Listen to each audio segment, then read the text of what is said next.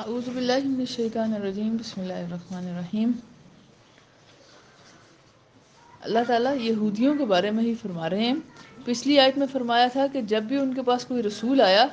تو اہل کتاب کے ایک فریق نے اللہ کی کتاب کو پیٹھ پیچھے ایسے پھینک دیا جیسے وہ جانتے ہی نہیں۔ تو جو ان کی دین میں خرابیوں کا ذکر فرمایا، اب ایک اور مزید بات کا ذکر ہے، اور اس کا تعلق حضرت سلیمان علیہ السلام کے زمانے سے ہے۔ حضرت سلیمان علیہ السلام کو اللہ تعالیٰ نے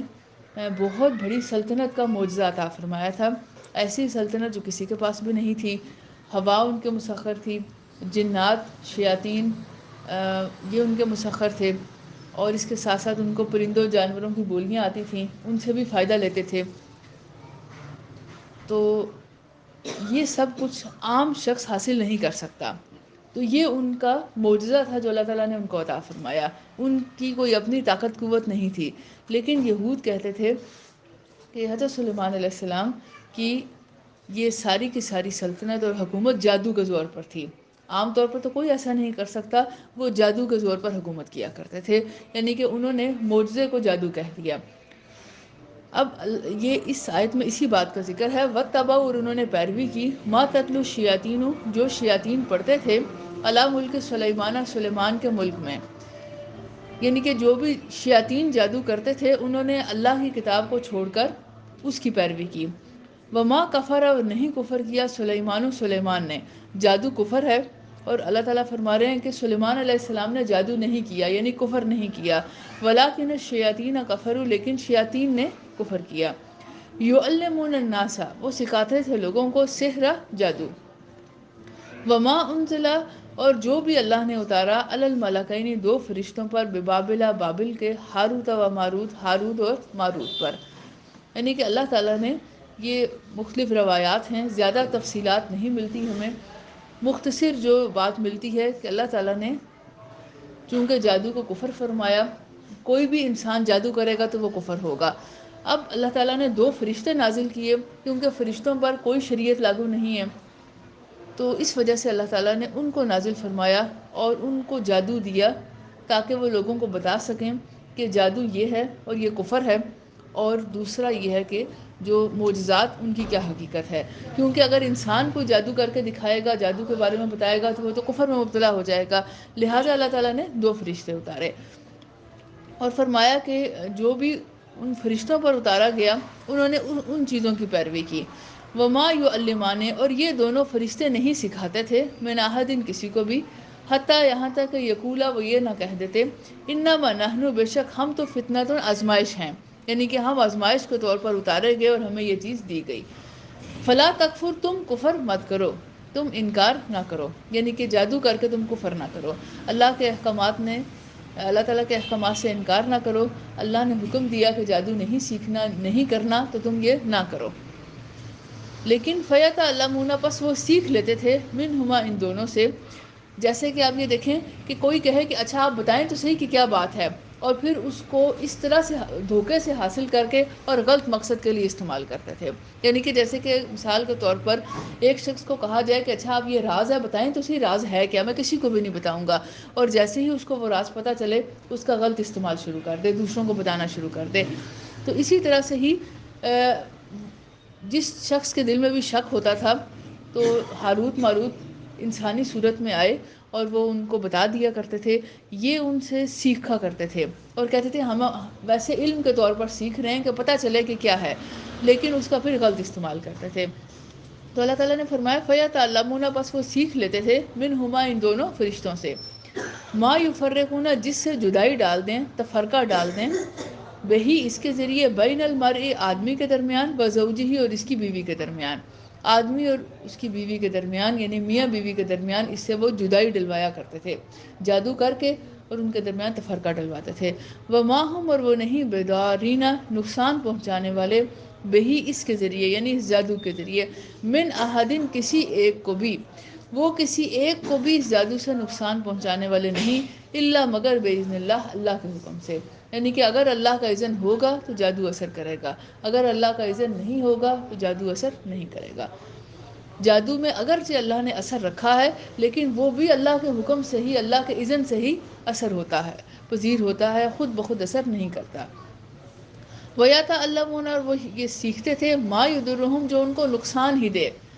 یعنی کہ وہ ایسی چیز سیکھ رہے تھے کہ جس سے ان کو نقصان ہی ہو، ولا ينفعهم، اور نفع کچھ بھی نہ ہو۔ حالانکہ وہ سمجھتے تھے کہ ہم نے بڑی نفع مند چیز حاصل کی ہے۔ جادو میں کچھ اثرات ہوتے ہیں، کچھ قوت اور طاقت ہوتی ہے کہ جس کے ذریعے انسان ایسے کام کر سکتا ہے کہ جو عام زندگی میں ممکن نہیں ہے۔ اس لیے اللہ تعالیٰ نے ان کو کفر فرمایا۔ لیکن وہ سمجھتے تھے کہ ہم نے شاید جادو سیکھ کر اور اس کے ذریعے کتنا فائدہ حاصل کر لیا، ہم جس شخص کے درمیان چاہیں پھوٹ ڈلوا دیں، اور آپ کو جادو کے اثرات معلوم ہی ہیں کہ اسے کیا کیا کیا جا سکتا ہے۔ تو یہ کیا کرتے تھے، جب سیکھتے تھے اور اس سے خوش ہوتے تھے، تو اللہ تعالیٰ فرما رہے ہیں کہ وہ ایسی چیز سیکھ رہے تھے، ما یضرہم، جو ان کو نقصان ہی دے رہی تھی، کیونکہ سیدھا سیدھا کفر۔ اور پھر آپ صلی اللہ علیہ وسلم نے فرمایا کہ جادوگر کو بغیر توبہ کے مار دو، یعنی کہ اس کو توبہ کی بھی مہلت نہ دو اور فوراً قتل کر دو، کہ وہ اس چیز کے ہی لائق ہے کہ اس کو، ورنہ جو بھی دیکھیں سزائے موت کے لیے جاتا ہے، اس کو سولی پر چڑھایا جائے گا، گردن اتاری جائے گی، اس سے پہلے اس کو توبہ کی مہلت دی جاتی ہے، نوافل پڑھ لے، غسل کر لے، توبہ استغفار کرنیاں کر لے۔ کہا گیا جادوگر کو فوراً مار دیا جائے اور مہلت بھی نہ دی جائے، کیونکہ یہ کفر کرتے ہیں، جادو سیدھا سیدھا کفر ہے۔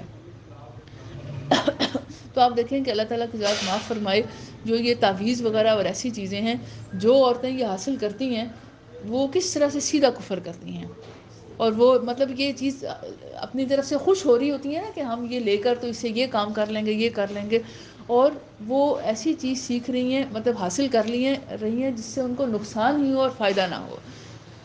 فائدہ دنیا کا مل جائے گا، کتنا مل جائے گا، وہ تھوڑا سا، اور اس کے سوا کچھ بھی نہیں ہوگا پھر۔ وَلَقَدْ عَلِمُوا، اور تحقیق انہوں نے جان لیا، لَمَنِ اشْتَرَاهُ، کہ ضرور جس نے اس چیز کی خرید و فروخت کی، یعنی کہ اس کو حاصل کیا،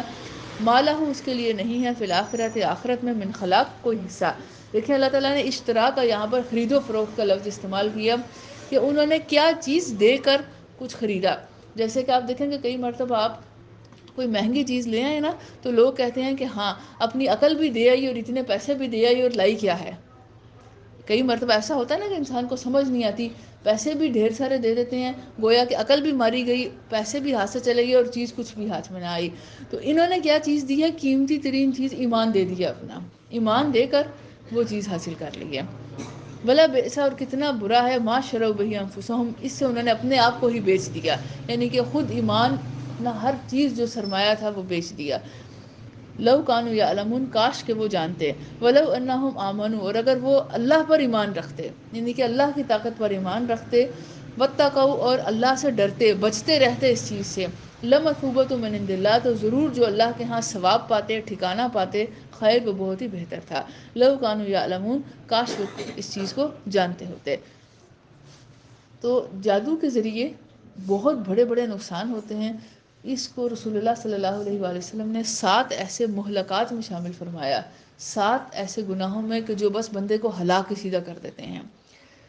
جیسے اللہ کے ساتھ شرک، سود کھانا، قتل کرنا، جادو کرنا، یتیم کا مال کھانا، میدان جنگ سے بھاگ جانا، اور پاک دامن بے خبر مومن عورت پر الزام لگانا۔ تو یہ بہت بڑے بڑے گناہ ہیں، یعنی کہ ہلاک کر دینے والے گناہ ہیں، ان کی سزا سیدھی سیدھی جہنم ہے۔ اور دیکھیں کہ یہ کتنی بڑی حدیث ہے کہ جادوگر کو بغیر توبہ کی بھی مہلت نہ دی جائے اور اس کو مار دیا جائے فوراً۔ رسول اللہ صلی اللہ علیہ وآلہ وسلم کے زمانے میں کئی جادوگر مارے بھی گئے تھے، اس سے، اور کچھ عورتیں ایسی تھیں جو جادو کرتی تھیں، ان کو مار دیا گیا۔ تو ہم اصل میں یہ دیکھیں چاہتے ہیں نا کہ ہمیں ایک چیز اللہ کی طرف سے بھی نہیں مل رہی، ہم کسی اور طاقت کے ذریعے وہ لے آئیں، حاصل کر لیں بس وہ چیز۔ اب آپ نے یہ عامل و نجومیوں کے اشتہار پڑھے ہوں گے، انہوں نے کیا لکھا ہوتا ہے، زیادہ سے زیادہ کہ محبوب آپ کے قدموں میں گر جائے گا، فلاں چیز آپ کو حاصل ہو جائے گی، پسند کی شادی ہو جائے گی، کسی میں طلاق دلوانی ہے وہ ہو جائے گی، پھر کیا آپ کا باہر کا کوئی سفر ہو جائے گا، فلاں چیز مل جائے گی، یعنی کہ صرف یہ دنیا کی چیزیں۔ اگر یہ بتائیں کہ جادو میں اتنی ہی طاقت ہوتی، تو اب اگر یہ کہا جائے کہ بھئی اسرائیل کو شکست دے دیں، اسرائیل پر جادو کریں تاکہ یہ ہے کہ وہ سارے کا سارا ختم ہو جائے، اتنے مسلمان جو ہیں وہ بے گناہ مارے جا رہے ہیں، ان کا نقصان ہو رہا ہے، اور جو دنیا کے بڑے بڑے کفار ہیں ان پر جادو کریں کہ تاکہ وہ مارے جائیں، کبھی کسی شخص نے ایسا نہیں کہا، یہی بس محبوب مل جائے، فلاں ہو جائے، پسند کی شادی ہو جائے، باہر چلے جائیں، فلاں میں طلاق دلوا دیں، فلاں میں پھوٹ پڑ جائے، یا لوگ دشمنی کسی سے کرتے ہوئے بھی ان کے گھر والوں کو کسی بیماری میں مبتلا کر سکتے ہیں، یا پھر یہ ہے کہ کسی ایسی برائی میں مبتلا کر سکتے ہیں کہ جس کی وجہ سے ان کی بدنامی ہو، نقصان ہو۔ اب جیسے کہ ایک یہ واقعہ سچا مشہور ہے پہلے زمانے کا، کہ یعنی یہی آج سے 50-60 سال پہلے کا واقعہ ہے کہ ایک لڑکی تھی، وہ گھر میں اکیلی تھی اس وقت، اس کے گھر والے کہیں باہر گئے ہوں گے، دن کا ٹائم تھا، مرد تو گھر پہ نہیں ہوتے، تو اس کے گھر کی کوئی عورتیں بھی گھر پہ نہیں ہوں گی، مائیں بہنیں وغیرہ، تو اکیلی تھی گھر پہ۔ تو اس کو کسی نے نا باہر سے دروازہ کھٹکایا اور کہا کہ بیٹا ذرا تھوڑے سے نا، مجھے پتہ نہیں اس نے کیا کہانی اس کو بتائی، اور کہا کہ تھوڑے سے نا اپنی چٹیا میں سے بال کاٹ کے دے دو۔ تو اب وہ لڑکی جو تھی نا، اس نے تھوڑا سا سمجھداری کا مظاہرہ کیا کہ یہ میرے بال اس طرح سے کیوں مانگ رہا ہے، یا جو بھی مانگ رہی تھی، مانگ رہا تھا، جو بھی تھا، اس نے اس طرح سے کہا۔ اس نے اندر بھی نہیں آنے دیا کسی کو، اور ایسا کیا کہ اس وقت اس کے گھر میں ایک کھال سے بنی ہوئی جائے نماز تھی، تو اس نے اس جائے نماز سے تھوڑے سے بال کاٹے اور اس کو دے دیے، اور کہا کہ یہ لو، یہ میرے بال ہیں۔ کیونکہ وہ اس کو مطلب یہ ہے کہ دروازے پر کوئی چپکا ہوا تھا، بھیج بھی نہیں سکتی تھی کہ کیا کہے کسی کو۔ اس نے اندر جا کر تو جائے نماز سے تھوڑے سے بال کاٹ کر اس کو دے دیے، وہ جو پہلے کھالوں کے مسلے بنے ہوتے تھے۔ اب یہ ہے کہ کچھ دنوں کے بعد ایسا ہوا کہ وہ جائے نماز اپنی جگہ سے خود بخود اٹھی اور دروازے کی طرف جانا شروع ہو گئی۔ اس کو اٹھا کر پھر اندر رکھیں، وہ خود بخود پھر چلے دروازے کی طرف جانا شروع ہوتے۔ تو پھر اس نے یہ گھر میں بھی بات بتائی کہ ایسے ہوا تھا، تو کسی نے میرے بال مانگے تھے، تو میں نے اس جائے نماز سے کاٹ کر دے دیے تھے۔ تو پھر انہوں نے یہ اندازہ لگایا کہ یقیناً کسی نے دشمنی میں اس لڑکی پر جادو کرنا تھا کہ تاکہ یہ گھر سے بھاگ جائے اور بدنامی ہو۔ تو جب یہ ہے کہ وہ اس لڑکی نے اپنے بال نہیں دیے، جائے نماز سے اتار دیے، تو وہ جائے نماز باہر جانا شروع ہو گئی، یعنی کہ اتنا زبردست قسم کا جادو تھا۔ تو وہ اس طرح دیکھیں کہ ایک ماں باپ اپنی بچی کو کس طرح سے یہ ہے کہ وہ جب پیدا ہوتی ہے اس وقت سے اس کو پالتے ہیں، اس کی حفاظت کرتے ہیں۔ لڑکیاں خود اپنی، یعنی کہ جو نیک شریف لڑکیاں ہوتی ہیں، اپنی حفاظت کرتی ہیں۔ دیکھیں اسی چیز کا ہی تو مہر ملتا ہے کہ ایک لڑکی نے اپنی عزت کی حفاظت کی، اب اللہ کے نام پر وہ کسی غیر محرم کے لیے حلال ہوتی ہے، جس کی بیوی بنتی ہے، تو پھر اس کو مہر ملتا ہے اس چیز کا۔ تو اس چیز کی بڑی اللہ کے ہاں قیمت ہے کہ جو اپنے آپ کو پاک دامن رکھے۔ تو اس طرح سے جادو کے زور پر اگر وہ بھاگ جائے، ایک دفعہ گھر سے نکل جائے، اللہ معاف کرے، دیکھیں کسی نے کوئی برا کام کیا یا نہیں کیا، وہ بدنام ضرور ہو جاتی ہے۔ کوئی کہتے ہیں پتہ نہیں کیا کر آئی ہے، کہاں سے گزر کر آئی ہے، کیا ہے کیا نہیں ہے۔ تو اس طرح کے معاملات ہوتے ہیں۔ تو اللہ تعالیٰ سب پر اپنی رحمت فرمائے۔ تو اس لیے صبح شام کے اذکار حفاظت کرتے ہیں آپ کی۔ اس کے بعد یہ ہے کہ آپ قرآن پڑھیں، اپنے آپ کو پاک صاف رکھیں۔ سب سے پہلی چیز اللہ پر ایمان ہے۔ تو اللہ پر ایمان جس کا پکا ہے، وہ سب سے بڑا ہتھیار ہے۔ اس کے بعد کیونکہ دیکھیں جادو جو ہے یہ نہیں کہ صرف کسی بدکار پر، عام گناہ گاروں پہ ہوتا ہے۔ رسول اللہ صلی اللہ علیہ وسلم پہ بھی جادو کا اثر ہوا، آپ صلی اللہ علیہ وسلم پہ بھی جادو کا اثر ہوا۔ آپ کے سر میں درد رہتا تھا، اور آپ کو گھر کے معاملات کچھ جو ہیں وہ اس میں ایسے جیسے بھول ہو رہی ہے، آپ کو سمجھ نہیں آ رہا میں نے یہ کام کیا ہے، کھانا کھایا نہیں کھایا، اس طرح سے۔ تو اللہ تعالیٰ نے اس کے لیے آخری صورتیں نازل فرمائیں، وہ فرشتوں نے پڑھی، اور آپ صلی اللہ علیہ وسلم تو جادو اتر گیا۔ بہرحال یہ ایک بہت وسیع ٹاپک ہے، ایک بہت بڑا فتنہ ہے، اسی لیے تو اس کو مہلکات میں شامل کیا گیا۔ تو صبح شام کے اذکار بے شک آپ کی اللہ کے حکم سے وہ حفاظت کا ایک ذریعہ ہے بہت بڑا۔ سورہ بقرہ پڑھا کریں، قرآن مجید کی تلاوت کیا کریں، اپنے جسم اور کپڑوں کو پاک صاف رکھیں۔ جتنی پاکیزگی ہوگی جادو اثر نہیں کر سکے گا، گندگی پر جادو زیادہ اثر کرتا ہے۔ بغیر دعا پڑھے واش روم نہ جائیں، بغیر بسم اللہ کے کھانا نہ کھائیں، اور رات کو برتن ڈھانپیں، یعنی کہ یہ انہی چیزوں سے ہی شیاطین جو ہے وہ اثر انداز ہوتے ہیں۔ بہرحال یہ ہے کہ اللہ تعالیٰ کے حکم سے ہی جادو اثر کرتا ہے۔ یہاں پر گویا اللہ تعالیٰ نے دیکھیں جادوگروں کا جنازہ نکال دیا ہے، کیسے؟ وما هم بدارین بہ من احد الا باذن اللہ، اللہ کے حکم کے بغیر وہ نقصان نہیں پہنچا سکتے۔ ہوتا ہے جادو کا اثر ہے، لیکن اللہ کے حکم سے ہوتا ہے۔ اچھا اب اللہ کا حکم ہے تو اس کا مطلب ہے جس پر جادو ہو رہا ہے اس بندے کی آزمائش ہو رہی ہے، اس جادو کے ذریعے اس کا امتحان ہو رہا ہے۔ تو اللہ تعالیٰ کی ذات یہ ہے معاف فرمائے۔ اور اگر کسی کو جادو کی کوئی چیز ملے، یہی جو پتلے بنا کر اس میں سوئیاں ڈالی جاتی ہیں اور اس طرح سے، اگر کسی کو کوئی ایسی تعویذ چیزیں ملیں تو ان کو ضائع کر دینا چاہیے، یعنی کہ اس کو کسی طریقے سے ڈسپوز آف کر دیں اور بس سورہ بقرہ پڑھیں، یہی ان چیزوں کا علاج ہے۔ کچھ کہتے ہیں نہیں کالے جادو کا جو ہے نا وہ کالا جادو ہی اس کو کاٹ سکتا ہے، ایسا نہیں ہے۔ اللہ تعالیٰ نے حرام چیز میں مومن بندے کے لیے شفا نہیں رکھی، یعنی کہ یہ بات ذہن میں رکھیں، حرام سے اگر ہم کھائیں پئیں تو علاج نہیں ہو سکتا نا، تو جادو بھی حرام ہے، کفر ہے، کفر سے مومن بندے کا علاج نہیں ہو سکتا، وہ ایمان سے ہی ہوگا۔ تو اللہ تعالیٰ کی ذات معاف فرمائے، اس کی ایک مقدار ہوتی ہے، ایک ٹائم کے لیے جادو ہوتا ہے۔ تو یہ ہے کہ اللہ تعالیٰ سب پر رحمت فرمائے، معاف فرمائے۔ ٹھیک ہے، سورہ بقرہ اگر آپ پڑھنا چاہتے ہیں نا تو مطلب یہ ہے کہ اس کو اپنی سہولت کے مطابق تقسیم کر لیں، یعنی کہ سمجھ لیں کہ اگر آپ روزانہ پوری پڑھ سکتے ہیں بہت اچھا ہے، 2 دن میں پڑھ سکتے ہیں، 3 دن میں پڑھ سکتے ہیں، یا اپنی اپنی کیپیسٹی کے مطابق چلیں۔ اللہ کے ہاں ایک گویا کہ دیکھیں سورہ بقرہ بھی اللہ کا کلام ہے، اس کو ہم صرف اللہ تعالیٰ کے حکم کے مطابق ایک حجت کے طور پر پڑھتے ہیں نا، اللہ یہ ایک سہارا آپ نے ہمیں دیا ہے، جتنا ہم سے ہو سکا ہم یہ کرتے ہیں۔ اب آپ باقی اس کو اپنے ہاں قبول فرمائے اور ہمیں اس چیز سے بچا لیں، بچانا تو اللہ کی ذات نے ہے، ہمارا عمل جو ہے وہ کوئی حیثیت نہیں رکھتا۔ تو جتنی استطاعت ہے اتنا بندہ کر لے، جتنی یعنی کہ آپ میں 5 صفحے پڑھنے کی استطاعت ہے اتنا پڑھ، اتنا کرتے کرتے یعنی کہ جیسے کہ ہم قرآن نہیں پورا کرتے ایک دفعہ،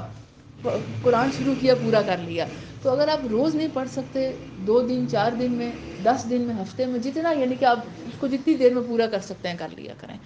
لیکن آپ صلی اللہ علیہ وسلم نے ویسے بھی فرمایا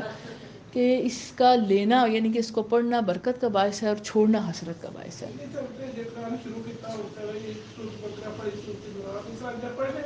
وہ اپنا قرآن تو مطلب آپ اپنا پڑھتے جائیں، جو ہم نے قرآن ایک شروع کیا ہوا ہے اور اس کو اپنی اسپیڈ کے مطابق ختم کر رہے ہیں۔ سورہ بقرہ ہے اس کو آپ مطلب ایک تھوڑا سا اس کے لیے الگ ٹائم رکھ لیں، ہاں اگر دیکھیں آپ کی روزانہ نہیں پوری ہو سکتی اس کو 2 دن میں تقسیم کر لیں، یا اگر کوئی ایسا سمجھے کہ اس گھر میں جادو کا اثر ہے تو خاص طور پر علاج کے لیے روزانہ پڑھیں، اور اگر ایک بندہ نہیں پڑھ سکتا نا تو ایک وقت میں نا 3 4 لوگ بیٹھیں اور پھر دیکھیں آرام سے 15 20 منٹ میں پوری ہو جائے گی۔ تو ایک کی صورت کو وہ 3 4 بندے بیٹھ کے 3 4 بندے یعنی کہ جیسے کہ پہلے جو ہے 10 پیج وہ اس نے پڑھنے ہیں، پھر اگلے 10 پیج اس نے پڑھنے ہیں، اس طرح سے کر کے تو یہ ہے کہ آپ اس کو سورت کو پورا کر لیں ایک وقت میں بیٹھ کر، یعنی کہ اگر بالفرض آپ اس طرح سے نہیں کر سکتے، یہ میں خاص طور پر اس بات کے لیے کہہ رہی ہوں کہ اگر جادو کا اثر گھر میں آپ محسوس کرتے ہیں کسی شخص پر ہے اور وہ پورا ایک بندہ اکیلا نہیں پڑھ سکتا،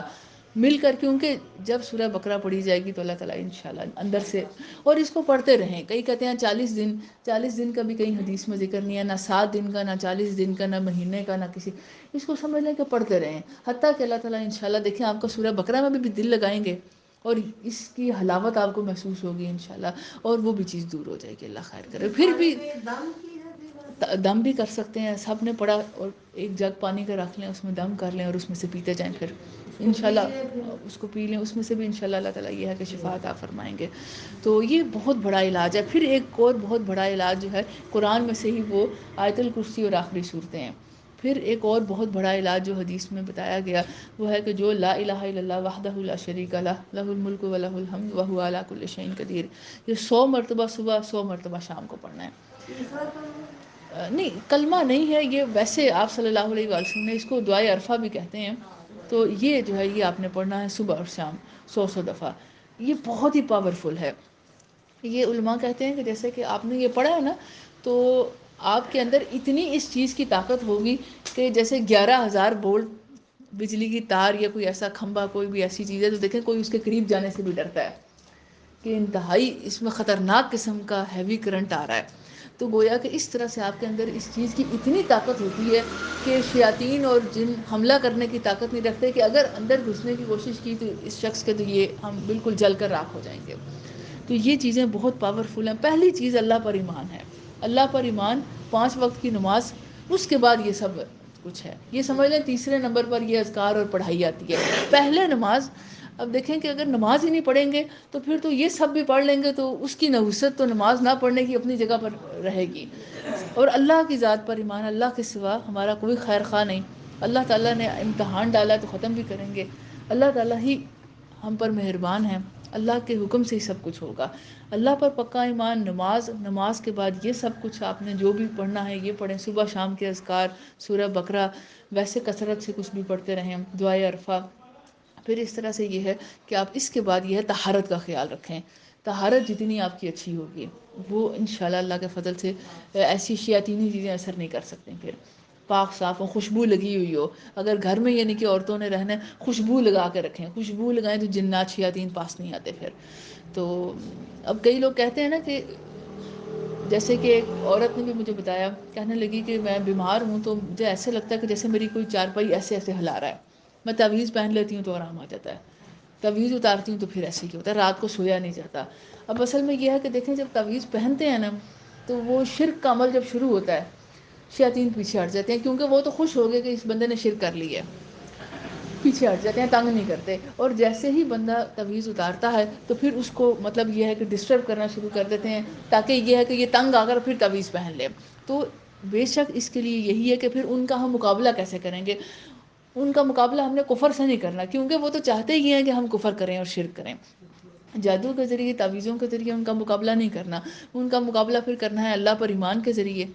اگر ان کا یہ مشن ہے کہ ہم نے ان لوگوں کو کفر اور شرک میں ڈالنا ہے تو ہم بھی اللہ پر پکا ایمان رکھتے ہیں. لوگوں نے اللہ کی خاطر جان دے دی تو چھوٹی سی بیماری کیا چیز ہے، یہ آزمائش کیا چیز ہوتی ہے. اس کے بعد کیا ہے کہ آپ پھر یہی نماز 5 وقت کی پڑھیں، انشاءاللہ کچھ نہیں ہوگا. یہ والے سارے اذکار، یہ آیات، سورہ بقرہ، دعائیں، یہ سب کچھ پڑھیں. پھر طہارت کا زیادہ سے زیادہ خیال رکھیں. خوشبو لگائی جا سکتی ہے، اپنے اوپر دم کریں، پانی اپنے اوپر چھڑکیں. اگر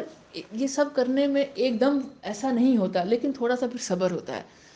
صبر سے پھر یہ ہے کہ آہستہ آہستہ انشاءاللہ ایک وقت میں وہ لوگ ناکام ہو جائیں گے. اب دیکھیں کہ جب جنگ ہوتی ہے تو ضروری نہیں ہوتا کہ آپ دشمن کو ایک ہی وار میں مار دیں، ایک گولی سے مار دیں. کئی دفعہ کوئی ایک گولی سے بھی مر جاتا ہے، لیکن کئی دفعہ ڈھیر ساری گولیاں ماریں تو پھر کسی کی جان نکلتی ہے. تلوار کے کئی ضربیں لگائیں پھر وہ ختم ہوتا ہے. تو ہمارے اپنے پڑھنے کے اور ایمان کی بھی تو طاقت ہوتی ہے نا، ہم بار بار پڑھیں. یا پھر امتحان جو ہوتا ہے اس کا ایک ٹائم لکھا ہوا ہوتا ہے، اتنے دیر بعد چیز ختم ہو جائے گی. تو اس طرح سے پھر اگر ایک رات تکلیف ہوئی، دوسری رات تکلیف ہوئی، بچے ڈرتے ہیں کئی دفعہ، اس طرح سے کوئی نہ کوئی مطلب الٹی سیدھی حرکتیں کئی دفعہ کوئی کرتا ہے، جنات اس میں آ جاتے ہیں.